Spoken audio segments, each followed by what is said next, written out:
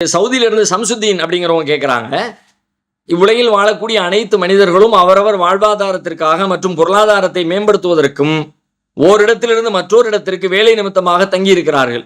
குறிப்பாக நம் இஸ்லாமிய சொந்தங்கள் வளைகுடா நாட்டில் வேலைக்காக தங்கியிருக்கிறார்கள்.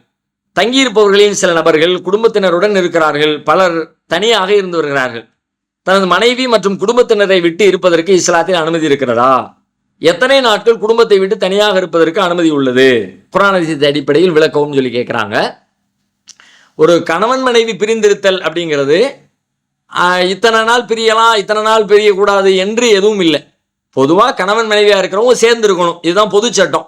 ஹுன்ன லிபாசுல்லக்கும் வன்தும் லிபாசுல்லஹுன்னு, நீங்கள் அவர்களுக்கு ஆடை, அவர்கள் உங்களுக்கு ஆடை. ஒரு ஆடைனா எப்படி மனுஷனோட எப்போதும் சேர்ந்து இருக்குதோ, ஏன்னா எப்போதும் நம்ம ஆடையோட தானே இருக்கிறோம், அது மாதிரி தான் கணவன் மனைவி சேர்ந்து இருக்கணுங்கிறது பொதுவான விதி.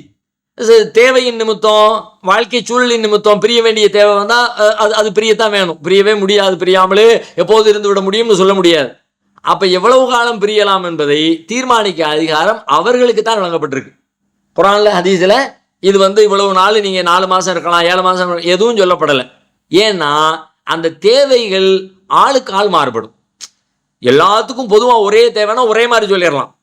அது மாதிரி தான் அல்லாஹ் மனித இயல்பின் அடிப்படையில் உண்டான பொது தேவைகளை எல்லாத்துக்கும் பொது சட்டத்தை சொல்லி முடிச்சிருக்கான் அல்லாஹ்.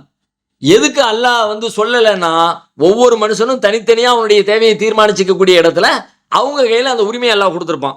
அப்படித்தான் இந்த விஷயத்தை பொறுத்த வரைக்கும் அந்த சம்மந்தப்பட்ட கணவனும் சம்மந்தப்பட்ட மனைவியும், இப்போ அவன் கணவருக்கு 2 வருஷம் இருக்கலாம் வச்சுக்கும், பிரிஞ்சிருக்கலாம், பிரச்சனை இல்லை, அது அவருக்கு எந்த சிக்கலையும் பாதிப்பையும் ஏற்படுத்தாது அப்படின்னா கணவர் ஓகே. இப்போ மனைவி சொல்கிறாங்க, இல்லை எனக்கு 1 வருஷத்துக்கு மேலே இருக்க முடியாது, இப்போ 1 வருஷத்துக்குள்ளே இவர் வந்தாகணும்.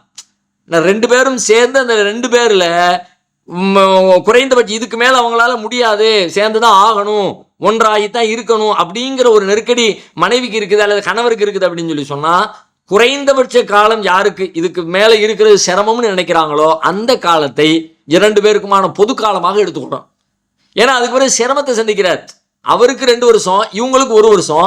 நீங்கள் 2 வருஷத்தை எடுத்துக்குவோம், 1 வருஷத்தை விட்டுருவோன்னு முடிவெடுத்தா இந்த அம்மா 1 வருஷம் சிரமப்படுவாங்க. அதே மாதிரி அவரும் அதே மாதிரி நிலைக்கு அவர் வருவார். அதனால் இந்த முடிவை எடுக்கிறதை பொறுத்த வரைக்கும் அவங்களுக்கு தெரியும் நம்ம எவ்வளவு நாள் பிரிந்திருக்கிறதுல பெரிய பாதிப்பு இல்லை, சிக்கல் இல்லைன்னு. அதை 2 பேரும் கலந்து பேசி ஒரு முடிவுக்கு 2 பேரும் அதை செயல்படுத்தினா அது மார்க்கத்தில் அந்த சாய்ஸ், அந்த அனுமதி கணவன் மனைவி ஆகி அந்தந்த தம்பதியருக்கு வழங்கப்பட்டிருக்குது. பொது சட்டமாக இது சொல்லப்படலை. ஆனால் இஸ்லாமிய ஆட்சியில் ஆட்சியாளர்கள் சில பேர் சட்டம் போட்டாங்கலாம் பார்க்குறோம். உதாரணமாக 4 மாதத்துக்கு மேலே பிரிஞ்சிருக்கக்கூடாது. உதாரணமாக குர்ஆனில் சில செய்திகளை சொல்லும்போது இந்த 4 மாத சட்டங்கள்லாம் வருகிறது.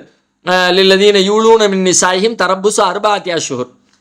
ஈலா செய்கிற சட்டத்தை பற்றி சொல்லும்போது குர்ஆனில் ஒரு செய்தி அல்லாஹ் சொல்கிறான், ஈலானா உன் கூட சேரமாட்டேன்னு சத்தியம் பண்ணிட்டு பிரிஞ்சு போகிறது. ஏதோ ஒரு வெறுப்பில் கோபத்தில் கொஞ்ச நாளைக்கு நம்ம விலங்கினா தான் சரியாக இருக்குன்னு சொல்லிட்டு சத்தியம் பண்ணிட்டு பிரிஞ்சிருக்கிறாங்கன்னு வச்சுக்கோங்க. அவங்களுக்கான காலக்கெடு 4 மாதம்னு குர்ஆன் சொல்லுது.